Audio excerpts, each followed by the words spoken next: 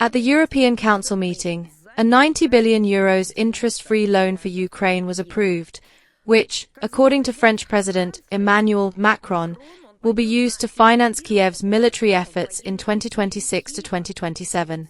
It would seem that this enlightened Europe, which constantly proclaims the need for a peaceful settlement, should invest these €90 billion in Ukraine's economic development plan, given that they themselves destroyed Ukraine's statehood.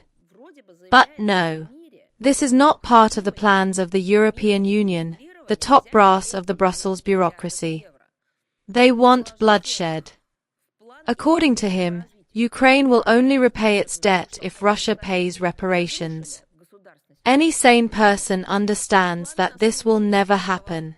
Perhaps the European Union will listen to what their puppets said to Brussels. Perhaps they will understand that they will never see this money, €90 billion and all other loans.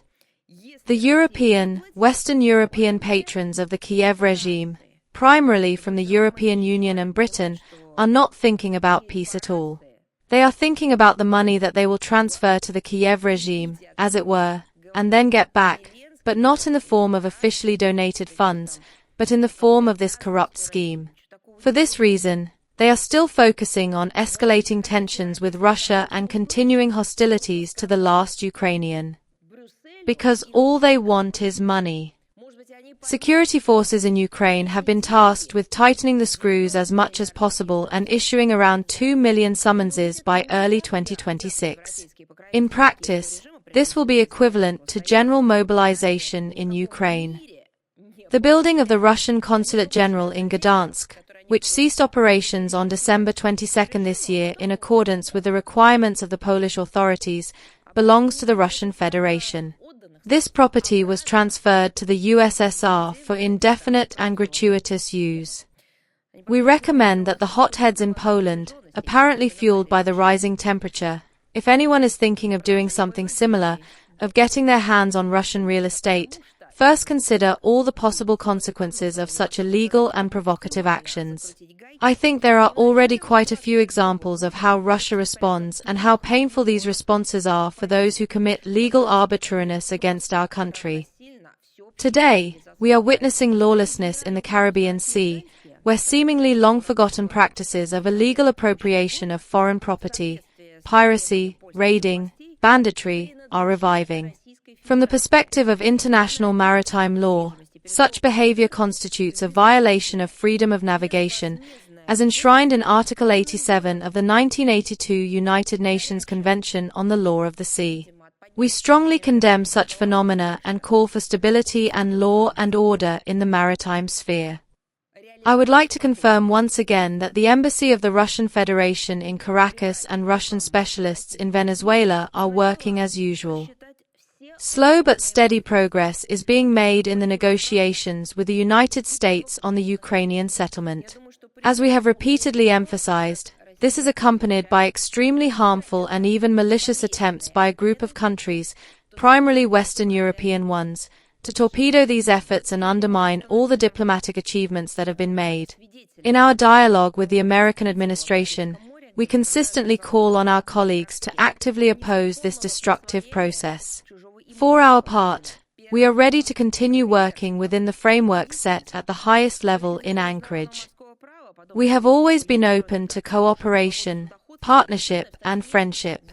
We had only one condition: international law must be observed, which includes everything, laws and morals. Laws in the form of understandable, well-known rules and established norms. As for morality, it is also enshrined in international law in the form of mutual respect, non-derogatory treatment of one another, and an understanding of what a sovereign state is and that it is unacceptable to interfere in the internal affairs of independent states. Therefore, in this case, it is Western Europe that needs to change its approach. Unfortunately, we are not seeing this happen. As has been repeatedly emphasized, Russia is ready to formalize the relevant commitments in the form of a written, legally binding document. Its specific form can be determined during negotiations, but it must be a full-fledged international legal act. Russia remains open to serious dialogue on this pragmatic and equal basis, unlike most Western countries, which have chosen the path of military, political, and economic pressure. It is these states that bear full responsibility for the escalation of the situation and the missed opportunities in ensuring European and global security as a whole. Swedish customs officials attempted, unsuccessfully, to get the ship's captain to sign certain documents, after which, on December 21st, the Adler vessel was granted permission to leave Swedish territorial waters unhindered. It's known about force majeure, but this is farce majeure, which was performed by the Swedish authorities.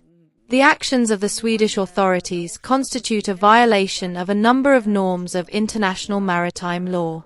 We hope that Stockholm will take a responsible approach in the future and refrain from steps that could increase tensions in the region. But I repeat, it would be nice to apologize, since these actions clearly hampered the crew's work, prevented the ship from following its route, and were generally inconsistent with international law. Unfortunately, the situation in the Baltic region remains difficult. In the region, including in the immediate vicinity of our country's borders, in particular, the Kaliningrad region, there continues to be an unjustified increase in military activity by NATO member states.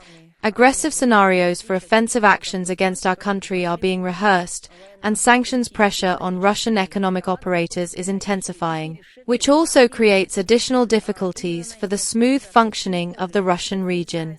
Time and again, the most rabid Western politicians make statements about their desire to turn the Baltic Sea into an internal sea of the alliance. These are sick fantasies about a possible blockade of the Kaliningrad region and its forcible capture. These statements smack of insanity and recklessness.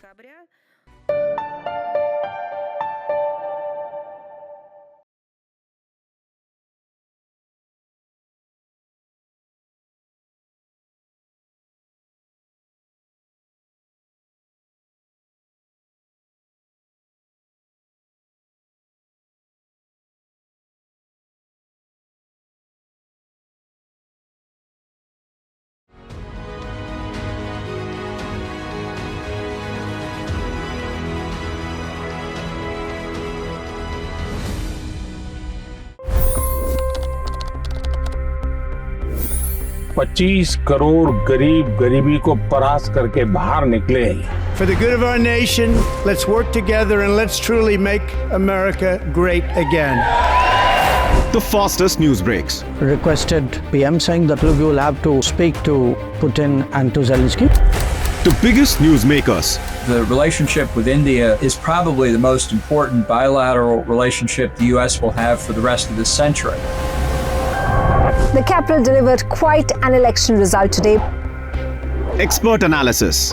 The million-dollar question today is how to stop this dance of death.